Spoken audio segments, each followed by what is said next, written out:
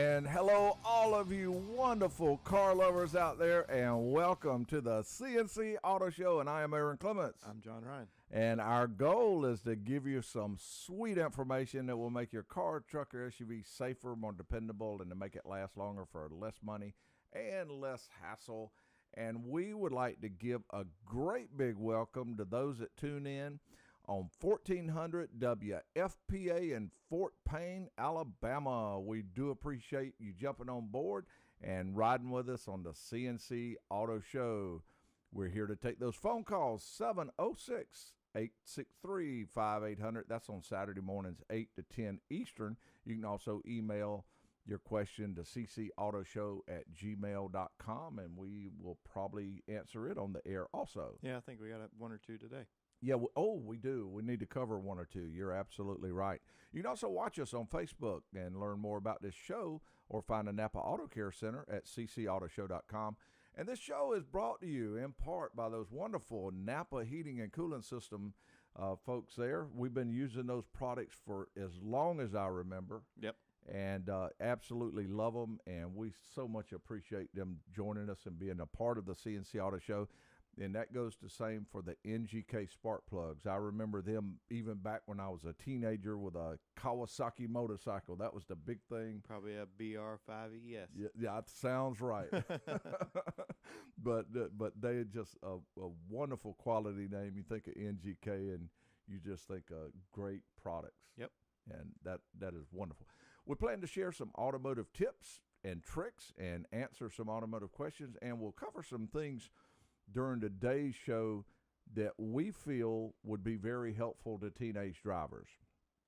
This time of year, a lot of the teenage drivers, it won't be long, some of them will be getting out of school, doing different things, and they're going to want to be driving more. Some are just starting to drive. Yeah. And we'll share some tips on how to make that situation a little bit safer and get them a good start on their driving habits, and not to do like I did, get bad habits in the beginning. Yeah. So hopefully that this will be helpful for them. I know one of yours. What? You're going to say you don't do it, but you drive with 2 feet. I do. I've just always driven a car. I love to drive cars with clutches. Yeah. And even when I'm in an automatic, I'm just used to 2 feet. Used to doing so, it. Yep. Yeah. So I am. So I've done that as long as I remember, because I started on manual transmissions, and still today I love driving manual transmissions. And if you're not, your left leg's bored. Exactly. It gives me the feel of actual driving experience when I can actually shift the gears. Yep. Absolutely. It makes me feel good. Okay, we do have a tech tip quiz that we want to mention. And, of course, the winner will receive a prize package along with all the other items. They'll receive a hat or a coffee mug. They'll also receive the I Answered the CNC Auto Show Tech Tip Quiz golf shirt. And here it is.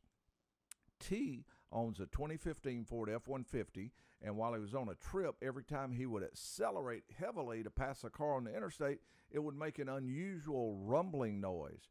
An idea hit him, so he pulled over to the side of the road. He reached into his glove box and pulled something out and fixed the problem. What did T pull out of his glove box, and how did he repair the problem? And so if you know the answer to that, all you have to do is call in and share that answer with us, and you will be able to be eligible to be a big winner of the CNC Auto Show. Okay, now we do want to mention one of the things that we're going to be doing on the show is talking about teenage drivers, things Right. that can help. One of the things, to me, a very, very good start for a driver is driver's education. For sure. Yeah. So many times we say, well, this person's been driving. He's been driving with the parents or driving with someone else for a long period of time, and you feel like they know everything that they need to know. Right. But there's a lot of things that a driver's education specialist may be able to help with to start that person out on those good habits that they have or can have to go. So I'm going to mention that there's so many things that it can help, like increasing the teenager's confidence level. They get more experience, and the driver's ed helps teens learn the details, and you'll have just testing preparation for their driver's exam and all that. But there's one big reason, Why is that? Well, wait for it. Okay. No, wait for it. Wait for it. Here it is. All right. Driver's ed can lower the insurance costs for a person. That's a huge one. Yeah. Yeah, and so when you get the lower insurance, when you get the break on insurance, that makes the driver's ed worthwhile. Makes the wrecks cheaper. Well, it's kind of like icing on the cake, also, because you're not only, the main benefit is helping the teenage driver get more experience. The icing on the cake is you get lower insurance costs, Right. and of course, other icing on the cake is the lowers the chances of the teenager having an accident. You ready to go to the calls? Sure am. Let's go over to John. All right, fantastic. John, welcome to the CNC Auto Show, and what can we help with? Hello, John. Can you hear me? Yeah, we got you now. Yeah, I want to try the tech tip quiz. Oh, fantastic. Hold on, we're going to need to put you on stage. Okay. All right, now, the lights are on you, John, and you're on stage, and we're ready for the answer.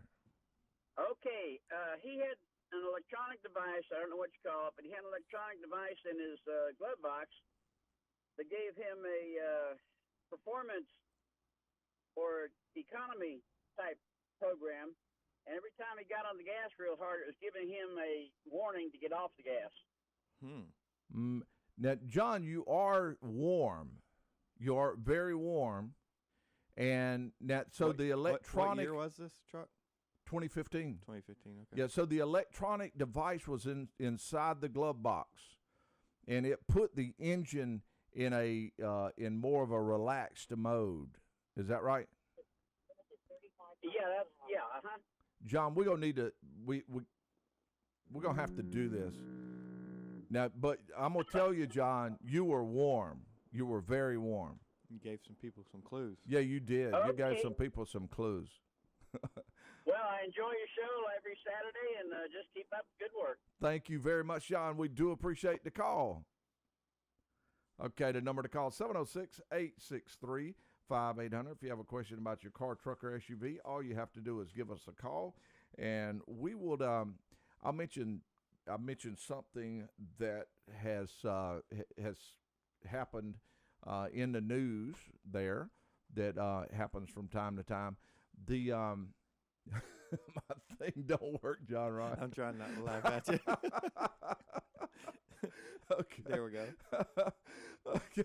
What it's supposed to tell me what's next. I was going to pick there. up your slack, but all I could do was laugh at you. Okay. All right.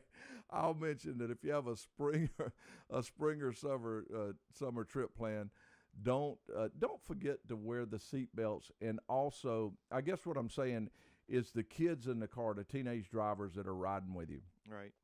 during the summer months, especially during the vacation time and all that, they are watching your driving habits. That's right. And they know exactly what you're doing, and they're taking all that in. So when you buckle your seatbelts, they know that they should buckle seatbelts. Exactly. If they see you texting and driving, they're going to be more prone to text and drive themselves because they think it's okay then. Or if you slam the steering wheel and start screaming and all that kind of stuff, they see that exactly, pitching a fit. So all of those things that you do as you're driving, the kids are watching. So you want to set a good example, Right. when you are driving, and don't text and drive. Follow the traffic speed limits and laws and all that other stuff. And in doing all that, it will make a huge difference on how you do. Okay, it is time to take a break, and when we return, we will cover more teenage driving things. We'll be ready for some automotive questions. Yep. And that number again is 706-863-5800. That's 8 to 10 Eastern time. And we'll have more tips and tricks. And we'll be right back after these messages.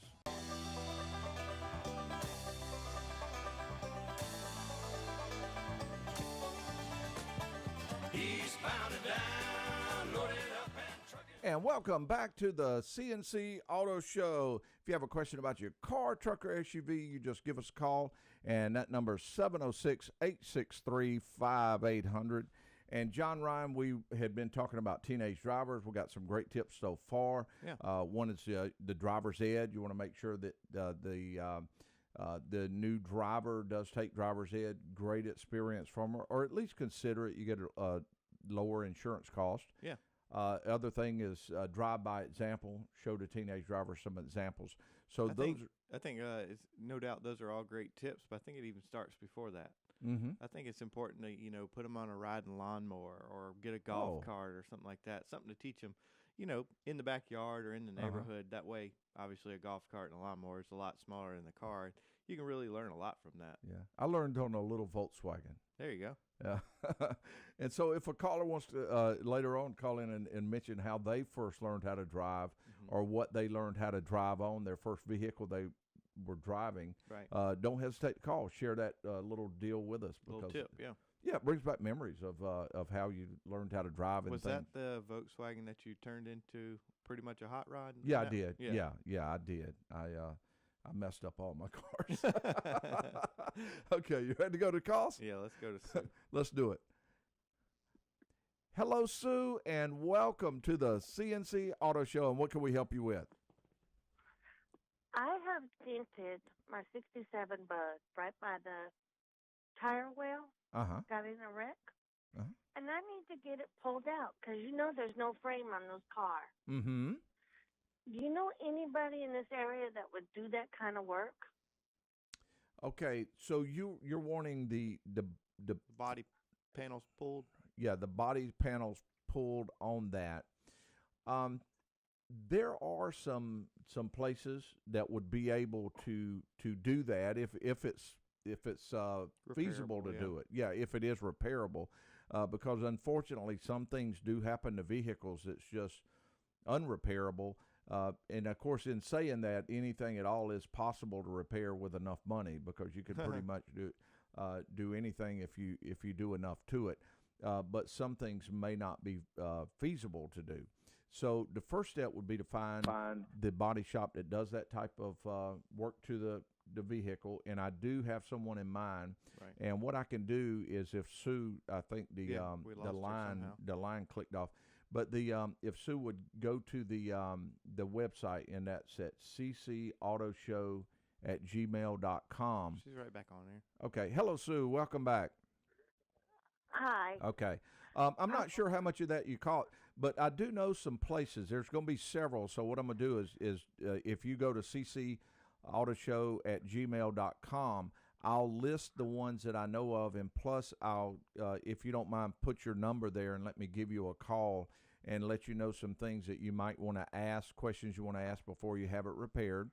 And what you want to do is make sure that that it's put together in a way to where you're spending money, good money. You don't want to spend a lot of money on a repair and then find out that 5 pounds of Bondo or something. Yeah, like that you're going to constantly have problems, or that the vehicle is not going to be worth what it should be worth. I know that those bugs are a lot of fun to have. You don't see them near as often as you used to. Yeah. And they're getting rare. And you say this vehicle has some sentimental value also, right? Yes, my dad restored it for me, Mm-hmm. and I am the second owner of it. Wow. That's And awesome. it's beautiful. I'm going to send you a picture of the damage, but I'll send you a picture of my car. If And you I do know that, it's repairable. Yeah. Because And we will also have a follow-up picture once you get things done, and we'll love to have that at the CC Automotive or CC Auto Show Facebook page once you're done. And that would be wonderful if you would do that. Yeah, send me a picture of the damage to ccautoshow@gmail.com.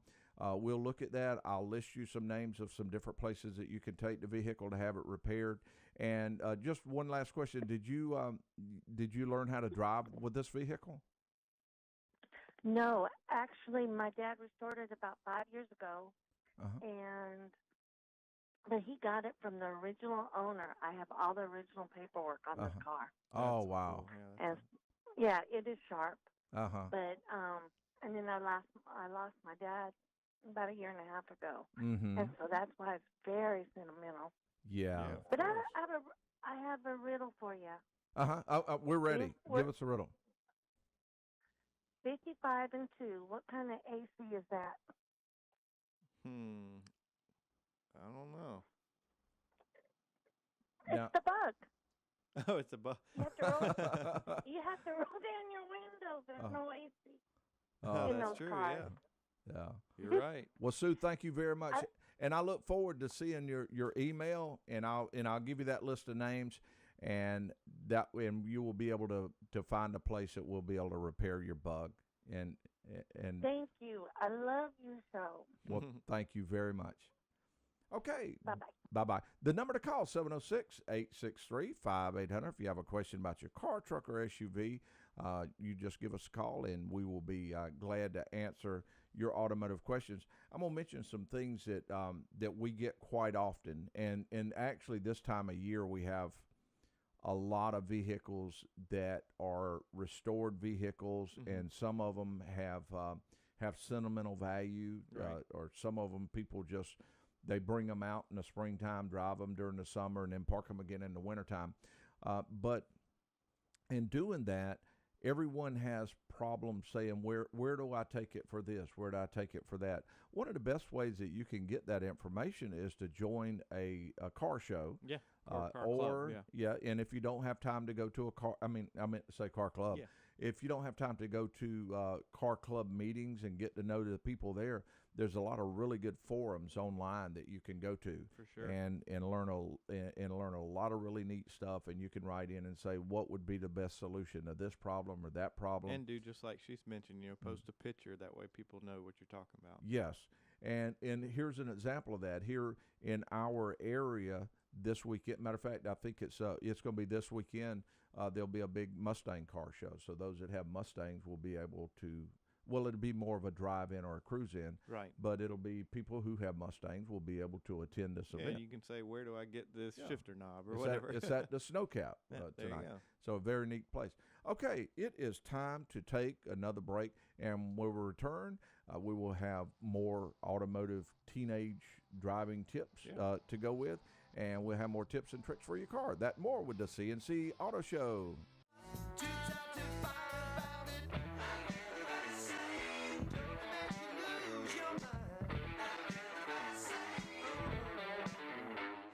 And we welcome you back to the CNC Auto Show. If you have a question about your car, truck, or SUV, give us a call, 8:05 to 10 Eastern. That's any Saturday morning, anywhere that you might be. Now we have we normally have the tailgate talk, and we will have we'll have the tailgate talk with Dominic. Dominic, are we ready? We are. Okay. So there are a couple things that are changing in the automotive service industry with the advent of technology being crammed into cars, like putting jelly on toast. And the latest is that Bugatti is starting a program where, with the new, what is it called, the Chiron, I think, not the Ed Sheeran, where it will text a repair facility when it notices something wrong with your car. Mm-hmm. So instead of a regular phone call or anything like that, or you being able to get a message. No, it's the other way. The car is texting the repair place. Okay, so the car will send the text out. Yeah, you'll get a call from the repair facility before you know anything's wrong with the car. Okay, and then they'll know to give you a call and let you know that you have an issue. Yep. Fantastic. I think you should get signed up for that, Aaron. Okay. Well, the one that Aaron's going to go for is Tesla already has a program like that in place. Yes. Fantastic. So that's our tailgate talk with Dominic. Okay. We mentioned that another thing for teenage drivers that it's a good idea for them to have is to know about scheduled maintenance that they might have on their car. Oh, yeah. And like when to have their oil changed. When to check the tire pressure. And tune-ups and other services that a teenage driver might encounter. And also different things that they may run into when they're having an emergency type situation. No one really wants to have to deal with a malfunctioning car. Right. But sooner or later, the kids are going to need to know more about being able to deal with that. So you may let them come to a repair facility with you when you're having the car repaired.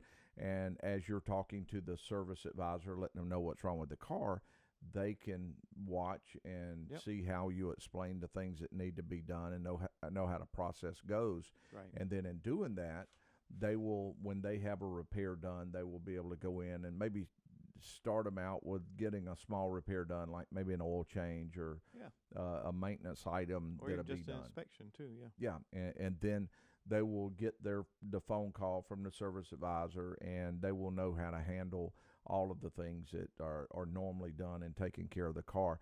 And we do see that from time to time, where people will bring their teenage driver in with them and actually let the teenage driver do the talking and let us know what's wrong and let them make the decision on what needs to be done on the vehicle. That's right. So I think that's a helpful thing in the beginning, kind of knowing the process of how to repair the vehicles. Yeah, exactly. There's some things there on vehicles that can be a little intimidating when they call and say that the reason your check engine light is on your is knock sensor's bad. Yeah, that knock kind of thing. sensor, and you don't know the process of what to do to be able to determine whether you want to have that done or not, and that way they will know the process. Sure. Ready to go to the calls? Yeah, let's go over to Tim. Fantastic. Hello, Tim, and welcome to the CNC Auto Show. And what can we help with? Yes, I got a 2001 Range Rover, and what it's doing is, once I go out in the morning time and start it up, it starts right up. I can drive it. I can go to the store. As long as I ain't in the store over 3 or 4 minutes, it'll start right back up. But at any time after that, it takes about 5 times for it to start up, and that's the whole day. And then I can take it back home and sit it down and get up early in the morning time. It'll one start to start right up. Tim, that's its way of telling you to get out of the store. Yeah. Yeah, I know it. That saves money. Yeah, it sure does. Because you get out faster. You're right. Tim, tell us a little bit of history about the vehicle. Any trouble lights on, or is this problem just all of a sudden pop up? It's a service engine light been on. Have you ever had the codes pulled or the computer system scanned? No. Okay. I'd be interested to know why that light's on. My first suspicion, and see what you think, Aaron, my first suspicion, the check engine light might be on for some lean codes. Those vehicles, one of the issues they have is something along the same lines of what you're talking about. They call it an intermittent spin no start, very similar to what you're describing. I'm assuming that the engine is spinning over and it won't start, so you shut it off, try it again, it spins over, but it doesn't fire, I guess. 5 times. Yeah. About the 5th time it starts up every time. Gotcha. So what happens is, as that fuel pump gets some wear on it, of course, it's looking for about 60 PSI on startup. So you switch the key on, the fuel pump is primed, it gets to 60 PSI, and of course cranks up, runs, everything's great.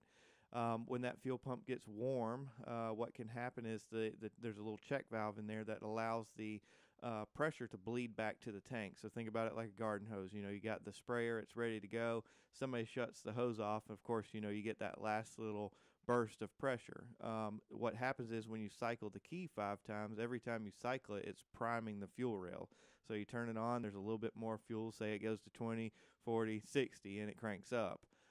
So that would be my first suspicion. Of course, what a technician would do is, number one, pull the trouble codes to see what's in there, because it could be something like a cam sensor, crank sensor, but it doesn't really fall in line with what you're talking about as far as what yours is doing.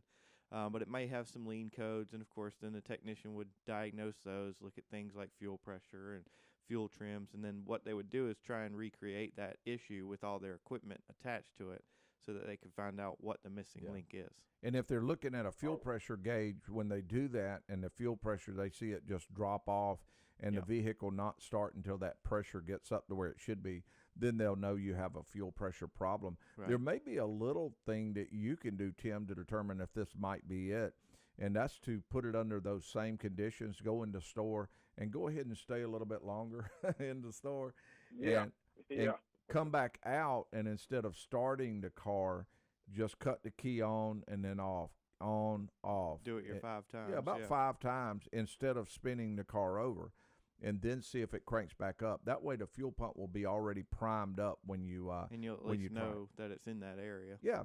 And then, of course, after that, the only other thing I'll mention is, most people that listen to the show know I always, when I'm looking for a problem, I always like to start with the most inexpensive items, or things that need to be done anyway on the maintenance table. And of course, so if your maintenance tune-up is due, or you may want to find out what that trouble code is, it may be something that would lead you in the direction of what's going on. Right. And do those items, and then from there move into the other items like diagnostics and stuff. All right. I appreciate it. Okay. Right, good luck with that Range Rover. And I thought of another option for him. You know, Yeah. on the old outboard motor, you had the primer bulb. You just Yeah. squeeze, just route one of those in the console. Oh man, I like that. I think that would work. Yeah, like the Evan route that you get in there That's and right. pump the ball up real good, and then when the ball feels kind of tight, that joker's ready to crank. Ready to crank up. Yeah, that Yeah. brings back memories too. Bad ones, probably. Yeah. Of it not cranking. Okay. Sure. If someone has a question about the car, truck, or SUV, all you have to do is give us a call.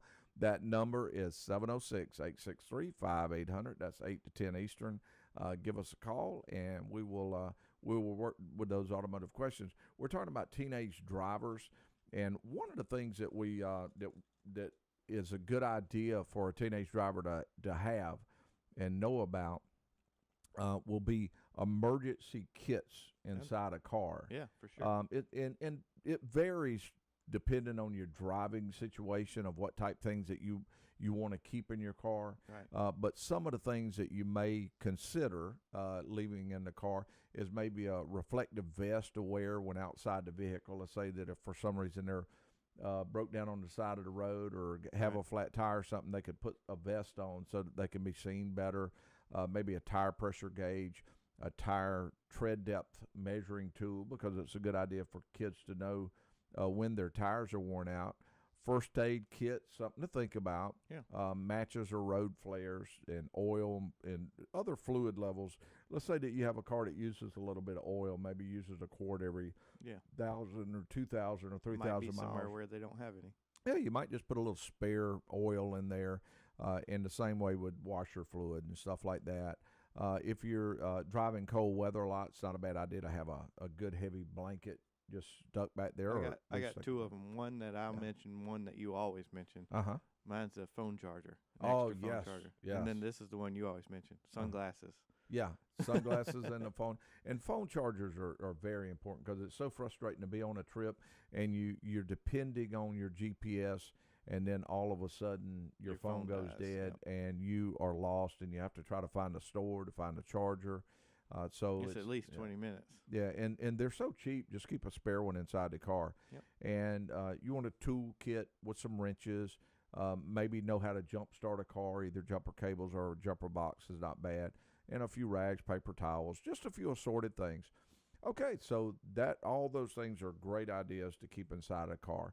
Okay, it is time to take a real quick break, and when we return, we'll be ready to answer your automotive questions. We'll share some tips on teenage driving and just good automotive tips. That more with the CNC Auto Show. I've been driving all night, my hands wet on the wheel. There's a voice in my head that drives my heel. It's my baby calling. And welcome back to the CNC Auto Show. And we are ready for phone calls, 706-863-5800. That's Saturday mornings, 8 to 10. But we also want to catch some of our emails that we've been receiving. We had one gentleman, Randy has a disability, and he's his vehicle, he loves to keep it clean. Yeah. Loves the vehicle, but he was looking for a way to do that reasonably, and he was looking into drive-through car washes. Right. And he was concerned because someone told him that the drive-through car washes were not really safe for the vehicle. For the newer vehicles, yeah. Yeah, for the newer vehicles. Yeah, I mean, I think it's 50-50. It really just depends on where you go. I think not necessarily I'm not going to say all of them in a general statement, but, the ones at the gas stations that aren't really, a day-to-day use car wash, maybe a little bit lower quality wash. It might have a little bit, different type bristles that, of course, clean it. But the ones that are like an actual car wash, like some of the ones in our area, they actually do a flawless job. I mean, the later really models, I don't see any damage being done. Matter of fact, they actually are using, so the technology is so great in those car washes to where they're actually able to measure the distance that the roller brushes are away. The brushes that are used are very paint friendly, surface friendly.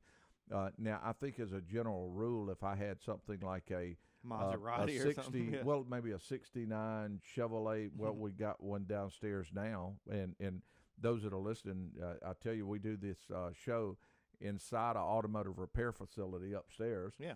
So if you was to go downstairs, you would see a 69 Chevelle, beautiful vehicle, and just got beautiful paint on the vehicle. I'm not sure that I would drive one of those through there. Those are cars you would want to wash yourself and really go through the details. But almost any late model car, I would feel perfectly fine, and I do take our vehicles, my personal vehicles, through there. I like to wash my truck by hand just because it's like something to do, something I enjoy. Mm-hmm. But I've washed it by hand, and then I've taken it through car washes like that, and there is no question the car wash is actually a better wash. Yeah. By the time it air dries it, and it's crazy. I can wash mine and dry it all off and still have water spots. You go to a place like that, and it just looks so we flawless. can tell Randy that he would be absolutely fine to go through the drive-through car wash. And as long as it's a full-time car wash. Okay. Not in the back of a gas station. Yeah, that might not have been used in 10 months. I'm not as wild about the quick ones on there. Yeah, myself. And okay, now, the next email that we had has to do with a gentleman that is looking for a brand new SUV, and he'd like a comparison site that is user-friendly. This is from Barry. Okay. I think Dominic did a little research on this, didn't you? Yeah, there were a couple of them that I found, and, ones that I had used in personal experience buying cars. Yeah, quite a few of them have it, right? Yeah, Auto Trader, Edmunds, they're both really good user-friendly ones that let you look at both at multiple models together side by side. Right. And they do all the research on it for you sometimes. Okay. Kelly Blue Book, good site. Yeah. And I think that's kbb.com or something like that. Yeah. But yeah, a lot of those sites are very user-friendly. Probably to find out the best one, I would recommend hitting each one of them just briefly, all the major sites, and seeing which one works best for you, because what's user-friendly for me may not necessarily be user-friendly for someone else, and that way they can pick out the one that's best for them. All right. Okay. All right, number to call, 706-863-5800 if you have a question about your car, truck, or SUV. I want to mention one other thing that's in the news right now, John Ryan. What's that? And I wanted to get your feelings on this. All right. With your thoughts.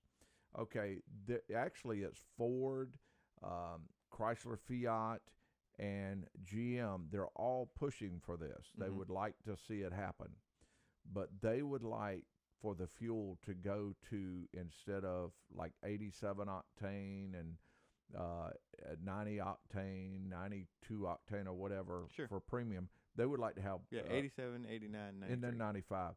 They would like everything just to be 95. Oh, really? Yeah, no lower octane fuel.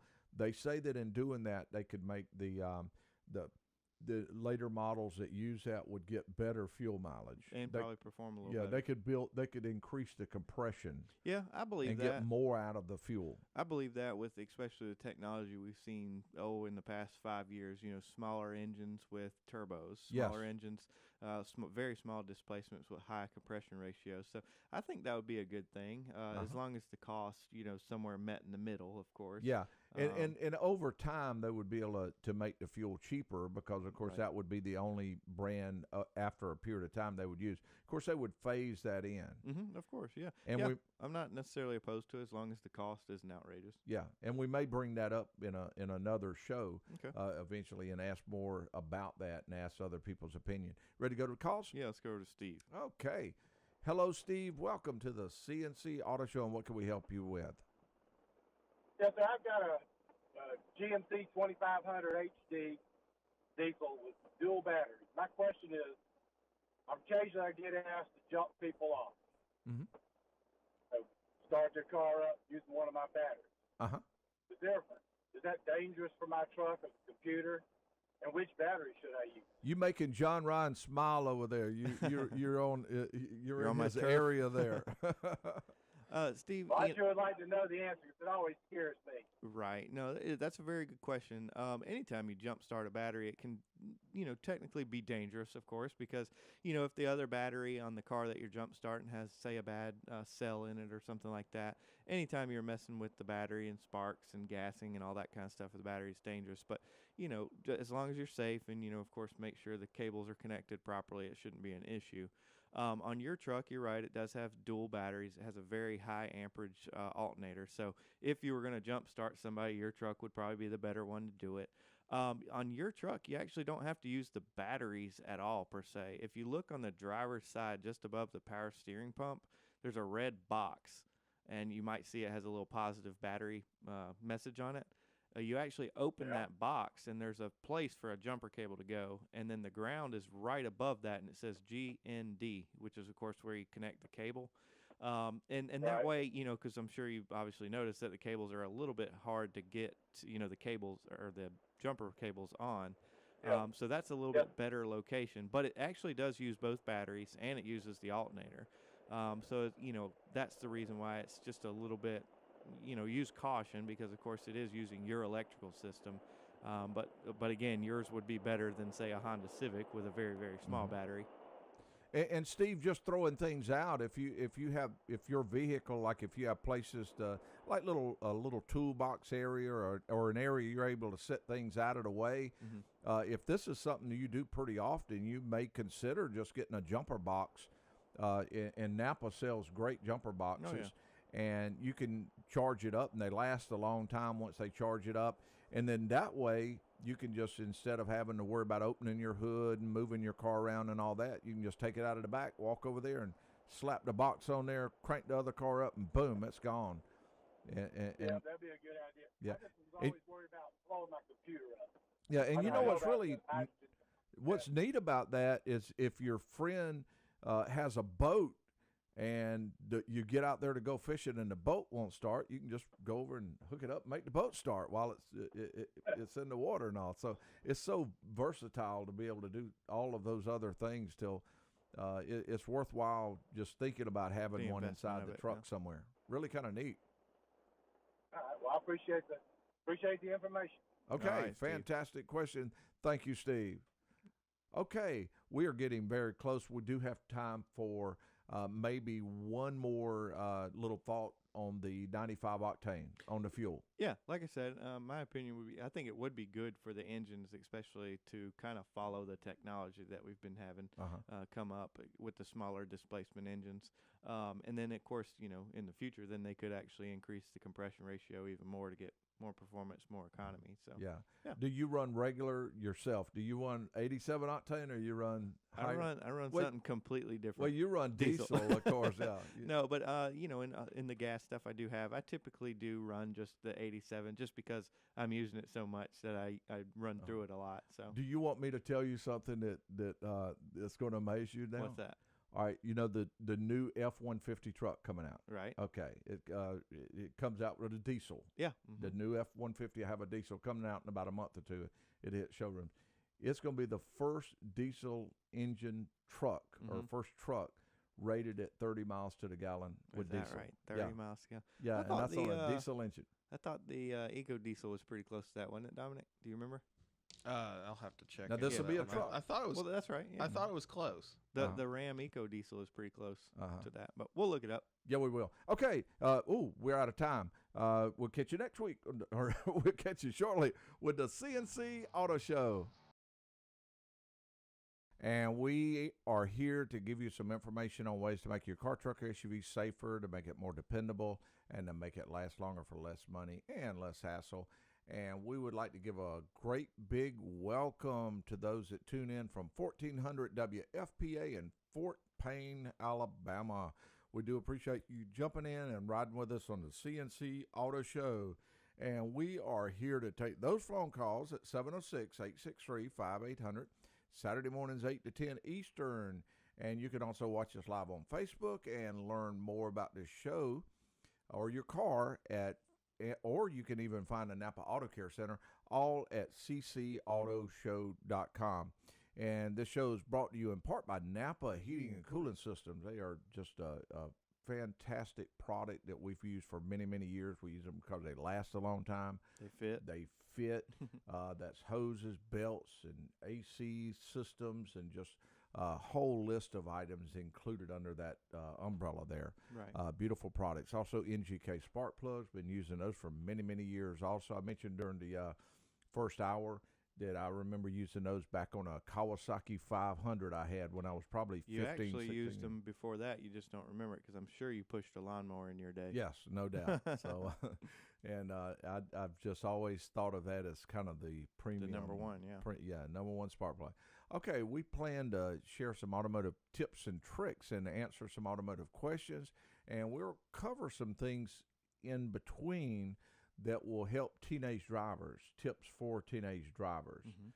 Now, we had a very, very, very special guest call in and give a tip on something that they would recommend, that a tip for a teenage driver that we have not mentioned yet.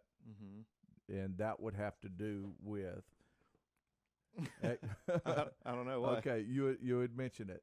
That would have to do with having some spare money. Oh, spare gas money. Yeah, sorry. Yeah, I was lost there for a second. Yeah, some spare money in the car. Spare gas somewhere. money would do it for sure. Yeah, spare gas money inside the vehicle. That would be, and maybe just have it tucked away somewhere, whether it's 10, 20, whatever it is. Yeah. Have a few dollars in case something comes up and they need that little extra money to do something.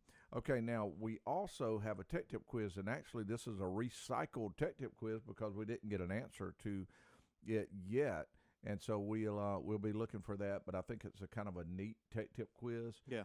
There's no doubt in my mind someone would be able to get this, but Gotta put a good bit of thought into it. Yeah, put a good bit of thought. T owns a 2015 Ford F-150, and while on a trip, every time he would accelerate heavily to pass a car on the interstate, it would make an unusual rumbling noise.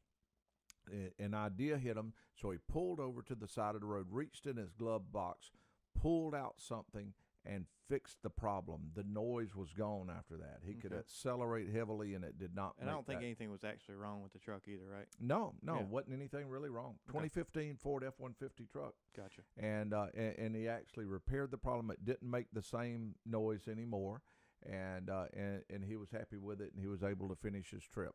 And he did that by going in the glove box, getting something out, and repairing the problem. So if someone knows the answer to that, they can give us a call. And again, that number is 706-863-5800. Okay, we are mentioning a few skills that is things that it would be good for teenage drivers to know and master. And to me, one of the things that would be very beneficial for a driver to know, a new driver, is how to drive in different type conditions, especially on, say, an interstate or very congested highway. Yeah, area. And what we were thinking is that it may be a real good idea to start out on that same road or a busy road at times when it's not as busy. Yeah, so they kind of get a feel for it. Exactly. Get the feel for what it's like to merge into traffic, how to look for the right road sign that you want to get under. Maybe it might be in an area you want to know how to navigate toll booths. Yeah. Phone booths. I hadn't seen one of those. Passing and overtaking a car, maintaining the proper speed that you have, and being courteous while you drive. And, of course, keeping a safe following distance when they have that. Absolutely. Okay, ready to go to the calls? I am. Let's go to Jim. Fantastic. Jim, welcome to the CNC Auto Show, and what can we help you with? Thank you for taking my call. I've got a question about spark plugs. Long ago, when I worked for Western Auto, you could buy a spark plug that was noted as a hot plug or a cold plug. And I believe the hot plug was very short in length or height. And I'm wondering if I can still get a short plug because I got a problem with a tractor where the long plug that I can buy today will interfere with the gas tank, which is immediately above. And I wondered if I could buy a short hot plug today. Yeah, Jim, as far as I know, they still have them, mainly because of that reason for fitment issues. They still have them for, even smaller Briggs engines and stuff like that, the shorter plug, like you said, the hot ones. I remember NGK does it in numbers, like a BR5 is a little cooler than the BR8 and stuff like that. So depending on your application, do you know which one you have in it now? No, it's a Autolite plug, which is a standard length, I presume, because all the plugs I've come across or the longer plug? The longer ones, yeah. Mm-hmm. Yeah, because I didn't know if you had the original one that would fit, then you could cross-reference it. But being that you have the full-length one, yeah, you'll have to kind of pick through the book. Hopefully somebody be able to, iron that out for you. Yeah, I would recommend taking the old plug out and getting all the information about the, in this case, tractor. Right. And going to Napa, and those guys are really good. They got some great guys on the counter that can look at the ones. Now, you may have to get a different brand, and it may be that you get an NGK. It may be that you get just a different AC or Delco, exactly. or a different brand of plug. But there's no doubt in my mind you would be able to find something. But that's where a good counter person can come in very helpful for you. Jim, what kind of tractor or what kind of engine is this in? It's a 9-in Ford tractor, which is like the 1939 and 1940 vintage. Right. Mm-hmm. Yeah. Okay. Well, yeah, I would really, they even have, of course, the catalog. They have a agricultural catalog too, so they can look it up by, and of course, it goes back that far, believe it or not. So I feel confident they could find you one. Yep. Very good. Thank you. Thank you very much. And just a side note, if for some reason that they don't, or he has trouble, or he wants to go a different route, he might be able to go online and Google that issue and talk to Google about it. Mm-hmm. Sure. You ready to go to the calls? They might say put a lift kit on the fuel tank. They may. You never know. Let's go over to Robert. Let's do it. Hey, Robert, welcome to the CNC Auto Show, and what can we help with? Oh, I got the tip quiz. Whoa! Hold on, we need to put you on stage. Robert, you are up there and ready, and what is the answer to our tip quiz? Oh, he has a mobile electronic device that measures his speed, and when he pulls out to pass a car, it gives him the warning that he's exceeding the speed limit. Whoa, now that's pretty good.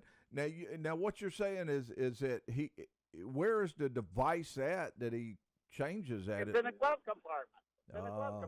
Wow. Robert, that's good, and that's very close to an answer. It'd be very helpful for you, Aaron. Yeah, I need something like that, Robert. They tease me, Robert, because they say I drive too fast most of the time. Do the cops tease you too? Well, if you want to go to an older device, we called it a radar sensor. Yeah, a radar sensor. Okay. That would be mounted on the windshield area. But Robert, you're really going in the right direction. But you're not there, so unfortunately, John Ryan's got a little something for you. You don't there. have to blame me. Thank you, Robert. Good shot, man. Thanks for the bye. All right, we appreciate it. Okay, we have to take a real quick break, and when we return, we'll have some more. Well, we'll have Cliff. I think he may have an answer to our tech tip quiz. That and tips and a lot more with the CNC Auto Show as soon as we return. Just an old half-ton short bed Ford. My uncle bought new in '64. Daddy got it right because the engine was smoking. We are right back with you with the CNC Auto Show, and it's brought to you in part by Napa Heating and Cooling Systems. We trust Napa Heating and Cooling Systems products, and you can trust them also. The customers, they place a lot of trust in us to if we replace something on their vehicle, that we're going to put a good, high-quality part that'll last a long time on there. And that's the reason we use those Napa Heating and Cooling System parts, because we feel so good about them when we put it on there. And plus, they fit. We don't have to do it a second time. Yeah, no cut. That counts, too. Okay, the number is 706-863-5800. We do have a tech tip quiz laying on the table. If someone has the answer to that, just like Cliff May, we got someone on the line that. You can give him more credit than that. He's going to have it. Oh, he's got it? Yeah, you got confidence? Yeah. Well, why don't we go find out? All right, let's do it. Hello, Cliff. Welcome to the CNC Auto Show. And what can we help you with? Well, I'm going to give you a shot on that tech tip. But John Ryan, don't be betting on me. If I heard you say he's got it, I'm pretty sure I John Ryan had confidence in you, and he's getting ready to put you on stage. Might be close, man. Yeah. All right, here we go. Okay, Cliff, you are up and running, and what is the answer to today's tech tip quiz? Well, I caught the last guy's answer, and you said he was so close. I'm going to go with, actually, the last guy and the guy prior to him was actually correct, I think, except for he reached in the glove box, but that was to get the owner's manual out, so he could read the owner's manual to find out what he needed to do to, disable it. Now, what he disabled the? What did he disable, Cliff? Yeah. What? I'm not going with. I'm going to say that he disabled. I'm trying to think what you call it though. I don't know the technical term, but I'm going to say he disabled to where, like, overdrive type thing. I can't. I'm going with down. So it actually made the engine run differently.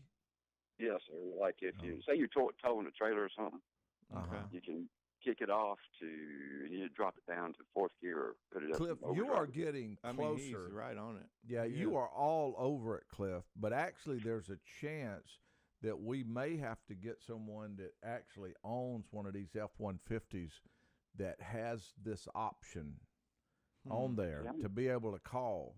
So you said option? Option. Oh, I did. option. That's a hint too. Option. It's an option that you can have on this truck, and it's kind of neat. But it does not change the way the car runs. So there's nothing wrong with the truck. Nothing wrong with the truck. Got an option. It is an option. And Cliff is very close. Yeah, Cliff's all over it, and he is nipping on his heels, man. What else could you turn off, Cliff? I'd turn off my four-wheel drive if I had it on, I reckon. Yeah. I'm trying to think of my truck. Think of that. I tell you what, Cliff, what we'll do is we'll put you can call back, and we're not going to give him the A button because he's getting a second shot at it once he thinks about it. Yeah, he can go back to Google is what you're saying. Yeah, we're going to give you a pause. Oh, whoa, that's a hint. There might be something good in there. Okay, well, let's why don't we go to Buddy, and then Cliff can give us a call back in a little while. Y'all have a great day. Thank you, Cliff. All right. Yeah, so I bet there is something about that in Google. Okay. Where we going? Buddy. Okay, Buddy, welcome to the CNC Auto Show, and what can we help you with? I have a 1998 Safari GMC van, six-cylinder, and the windshield wipers wipe when they want to wipe. And sometimes they wipe all the time. Other times they'll wipe and won't have any problems. So is that we tried the fuse, and I don't know what else to look at. Buddy, sometimes do they just park on the windshield too? They'll stand straight up or in the middle of the windshield? That's right. Yeah, they got a mind of their own, Buddy. Yeah, we did a bunch of those things back in the day. Yeah, we did, didn't we? Yeah, we sure did. Buddy, that vehicle actually has a wiper module on the motor itself. It has a little printed circuit board that kind of is the brain for it. You know, when you switch it to delay, it does the feature where it counts a few seconds, then turns the wipers on, and then, of course, the varying features of the wiper blades as far as the function to wash the windshield. And what happens is that circuit board really just kind of gets confused. It doesn't know what is happening in the system. The switch sends it a signal, and, of course, the circuit board does all the work. The trouble is that circuit board goes bad and does exactly what you're talking about. Of course, you can gain access to the wiper motor on, a day that it's acting right. You can just tap on it with your fist, or just kind of tap it with even the handle of a screwdriver. And I'd be surprised if they didn't start going crazy. Yeah. Oh, okay. So that's called the wiper motor module. Yeah, and Napa carries those, don't they? They'd have that in stock. Yeah, for sure. They might even have it under the counter. Whoa. So we and maybe is that module an expensive thing, or is the greatest cost is putting it in? No, actually, it's not.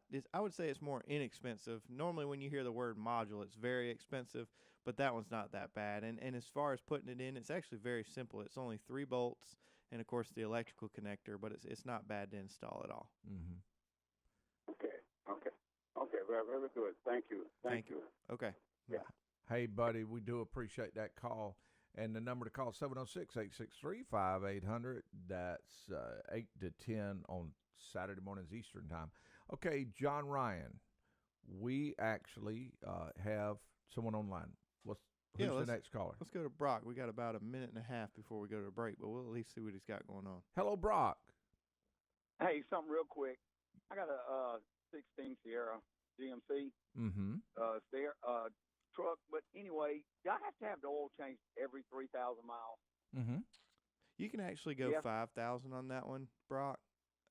Just because the oil that it takes, it does have a little bit extended interval. So 5,000, I wouldn't go much further than 5 though. And John Ron, what's your opinion on full full synthetic? Well, I think it's definitely a benefit, absolutely, in that particular vehicle. So I would consider that, Brock. More and more, I'm recommending the full synthetic on vehicles like that that turn up some good RPMs, and you're only doing the oil change every 5,000 miles anyway, so it's not a huge extra cost. Yeah. I mean, or you have a little bit more extended Probably anyway. Probably do it 3 times a year. Yeah, exactly. So lean toward full synthetic, and 5,000 is absolutely fine. All right. I appreciate it. Time for a break. We'll be right back. Round, get around, I get around, yeah, get around, round, round, I get around, I get around, round, round, I get around,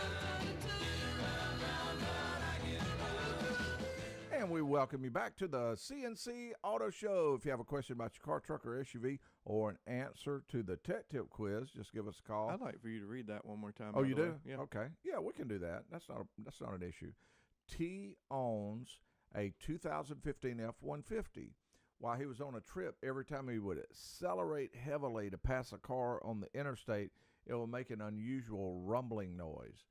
An idea hit him, and he pulled over to the side of the road. He reached into his glove box, and he pulled something out and fixed the problem. Which you can go ahead and say that it was the owner's manual. You want to let's go ahead and do that? Well, you said that was the tip, so remember Cliff got that? Yeah, we did. So he pulled out the owner's manual, and he did something that made it to where it quit making the noise. And there was nothing wrong with the truck. And nothing wrong with the truck. And it didn't change the running of the vehicle either. Right. Yeah. I bet if it someone... was a 2015? Yeah, 2015. All right. Yeah, sure is. Okay, so if someone knows the answer to our Tech Tip quiz, they can give us a call because we are ready for the answer. All you got to do is give us a call. Okay. And get it right. And, you do have to get it right. That part is very important. Okay, we will mention, we were talking about teenage drivers, things that would be good. One important thing on a teenage driver is for you and that driver to know when they're ready. Right. Because so many times we have a driver and they just think that they have to drive as soon as they get that driver's license. And some take a little bit longer than that. Yeah. So you want to only the parent or person guardian would know the right time that person is ready to get the driver's license when you ride with them. But don't rush it. If it takes a little bit longer to get ready, go ahead and take that little bit longer. And of course, we mentioned a little bit about the part having to do with making sure that you take a driver's ed course. That part can be very helpful to do that. Especially even on your insurance. Yeah, just make sure you feel good about it. Yeah, it's easier on insurance, and just make sure that everyone feels good about that part. Just real quick things in the news. We in the UK, you're able to sell license plates. Oh, okay. Yeah, and some license plates can be very expensive. They have one now that is going for $20 million. Wow. And it's a license plate that reads F1, and it's for sale. And the registrations there, of course, they can be transferred for a profit. And a gentleman that owns it specializes in high-end automobile customizations, and he's had that on his car for a good many years. He actually just paid $900,000 for it in 2008. But now he's selling it for $20 million. Wow! So yeah, that's a big thing to have a special license plate. Are we ready for some calls? Yeah, I think we should go over to George. Let's do it. Hello, George, and welcome to the CNC Auto Show. And what can we help with? Good evening. I've got a question about all this driving and everything.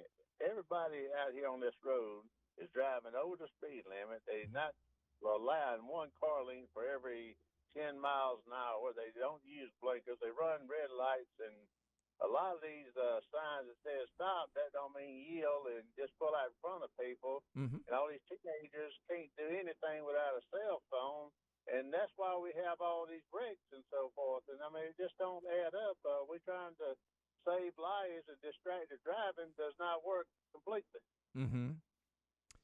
Well, it's hard to disagree. It's hard with not to agree with you. Yeah, George, you're right. One thing that I guess out of that whole list, no doubt every bit of it's important, but the most important thing to me is the cell phones in your hand, because I think if you have the cell phone in your hand, all the rest of the stuff just comes with it.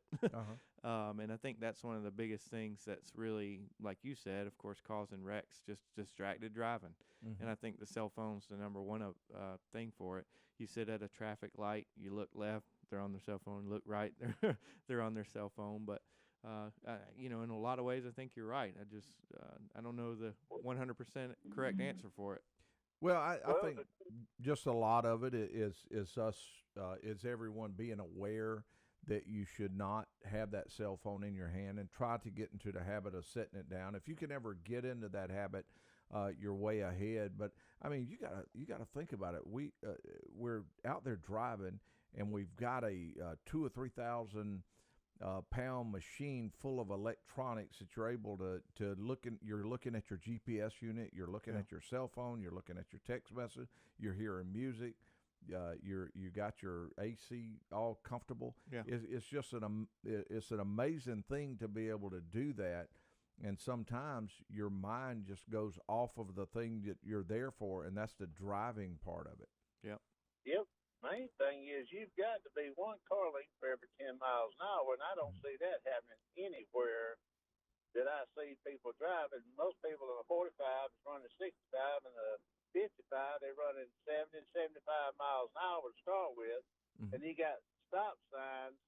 It runs into a main road, and they look, and 5 cars go at one time, and nobody stops. I mean, it doesn't make sense. And then you run a yellow light, and these other people has got a green light on the other side of the intersection. They ready to go, and they in a hurry. And where they're going, I don't know. But I mean, that's why we have all these wrecks. I mean, seat belt saves lives. So does people. I mean, it's just like guns don't kill people. People kill people. Cars don't just drive themselves. Somebody behind the steering wheel has to be accountable. Until they have a wreck, they really don't get it. And I hope they pass the law. Once you get inside that car, you cannot text completely.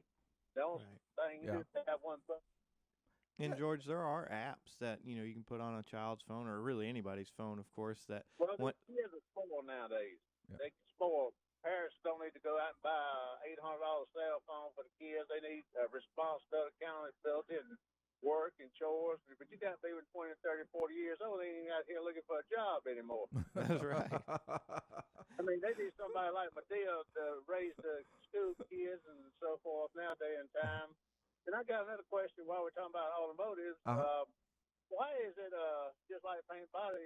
They got a book they go by. It says 3 hours. Okay, well in that 3 hours to do a job, they could do it in an hour and 15 minutes. And it's like some of these places I heard is $165 an hour. Well, they didn't list coffee breaks, smoke breaks, and all them kind of breaks either. And it's just it's not right to the public. To get charged that much money. The average person might make $8, $10, $12 an hour. They get charged $165 an hour to get the car running good. Yeah, that really is a great question, George, because a lot of people wonder about that if the book says that something takes 2 hours, that you should charge for 2 hours.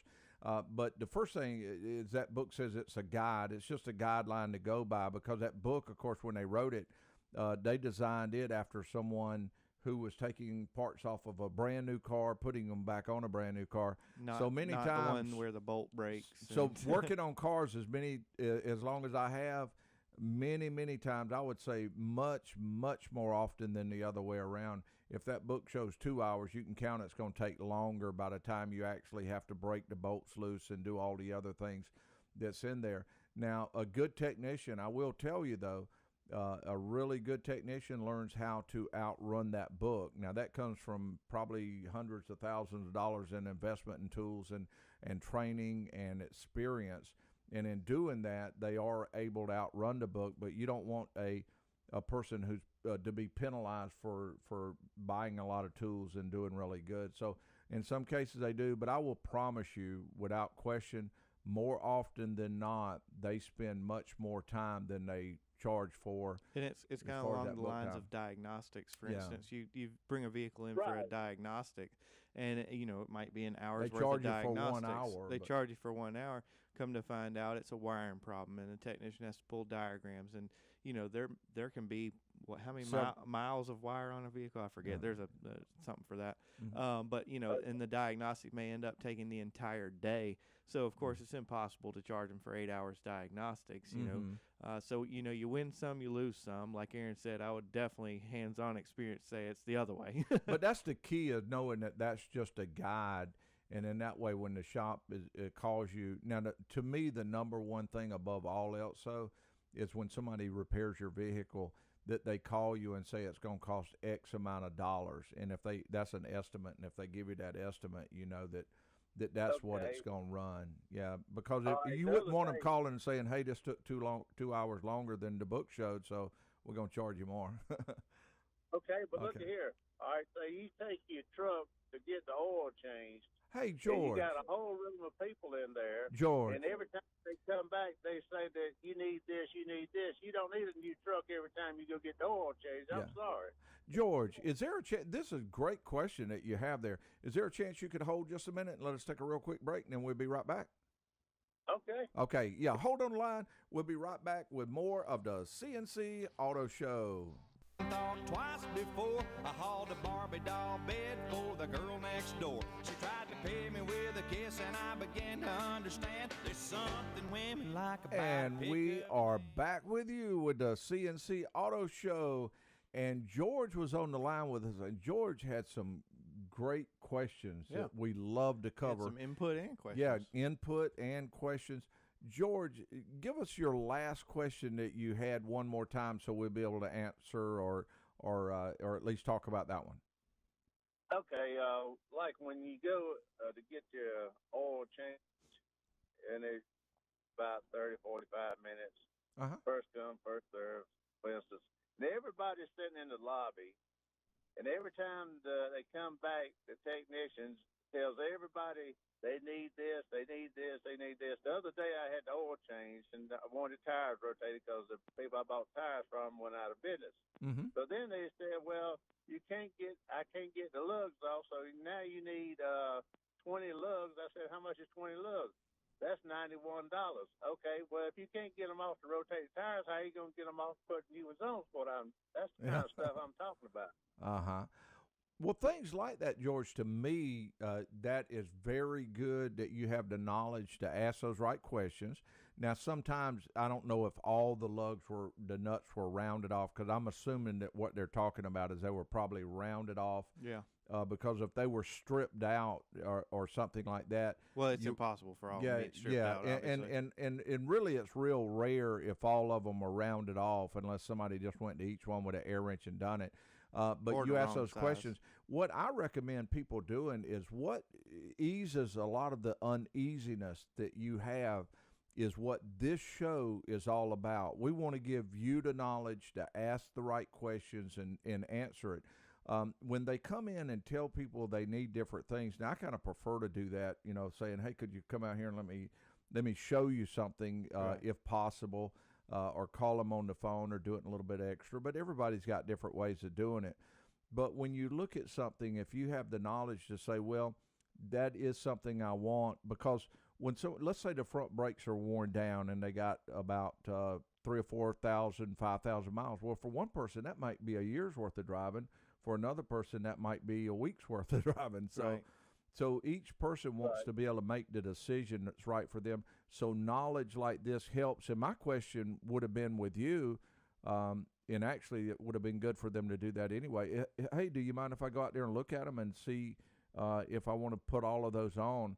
And be open to gathering the information. So I think you summed it up really well, Aaron. The only thing I would ask you, George, is like something that we experience on a day-to-day. You would probably be very upset with us if we came to you and didn't tell you needed a battery or didn't need front brakes, and you went on a trip and, of course, obviously those two items failed on you, say didn't start. I myself would much rather you be upset saying, with me saying, oh, you need it $3,000 worth of work than, hey, I'm stuck on the side of the road with the dead battery. You didn't tell me it was, done, that kind of thing. So that's a little bit of a, what's that? Y'all are very honest. That's what I like about y'all. I can call y'all and ask you a question. You give me an answer. You call some of these other people, well, you need to bring it in. They don't even want to try to give you a idea or answer or anything else. But I will. I like about y'all. Yeah, but I will Y'all mention. Yeah, I will mention real quickly. We try very hard to be, but I will say honestly that there's a lot of other shops out there that's completely honest. You may run into some bad, but there are a huge number of really, really good, honest, hardworking shops out there that really want to let you know what's wrong with your car, not because they want to sell you everything else, but they want you to be aware of knowing what's wrong with your car. And I think doing what you said is a way for him to get that feeling, whether they are honest or not. Say, oh, you need 20 lug nuts? Well, let's see why I need 20 lug nuts. Yeah, you want to feel good about what's done.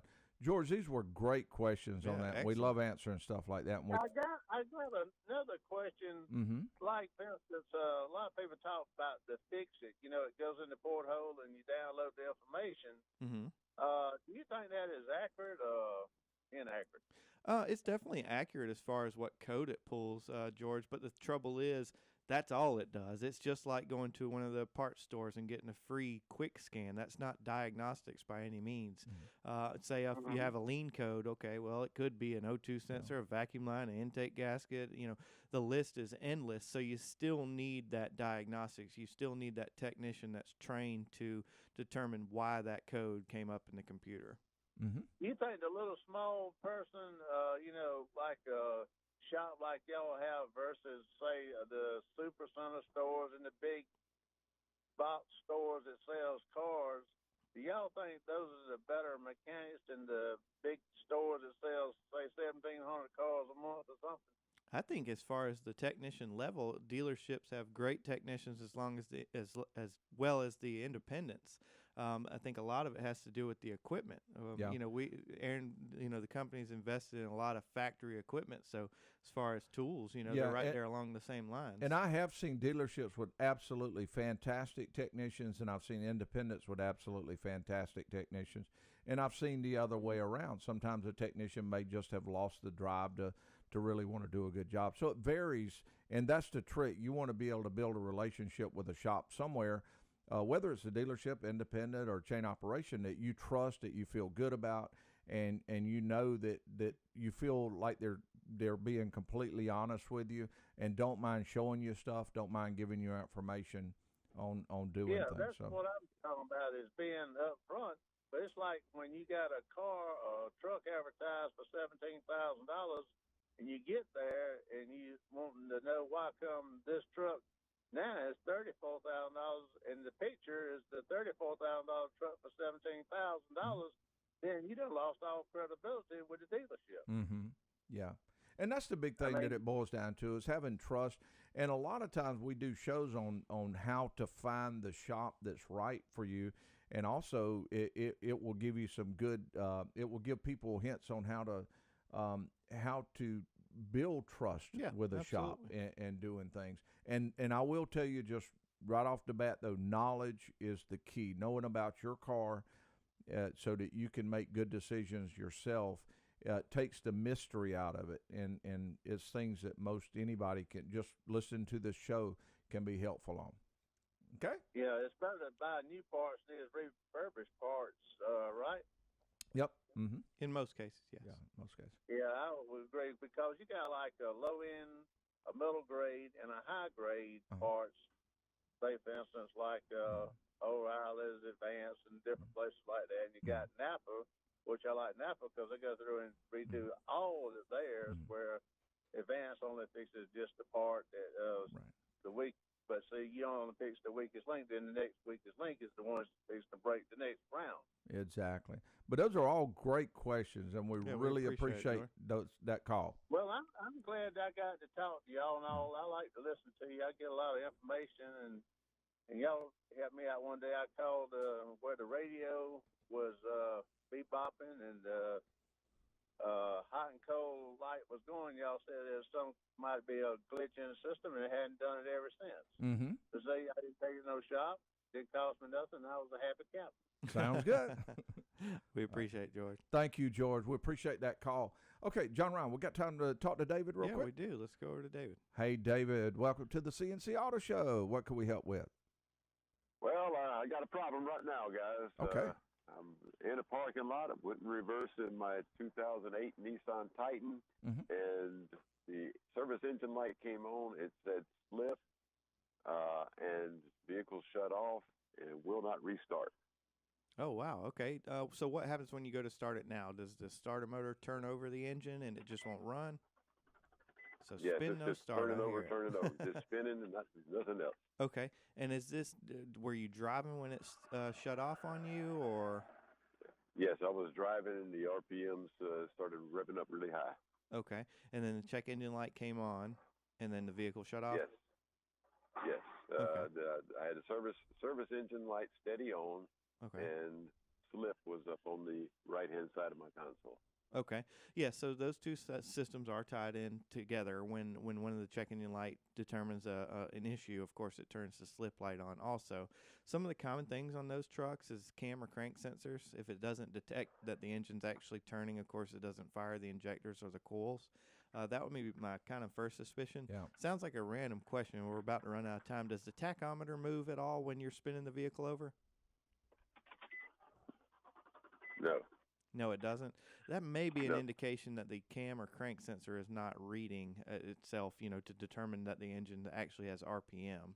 Hey, David, I'm going to do something we don't do often. I'm going to give you my cell phone number real quick. Don't tell anybody this number, though. If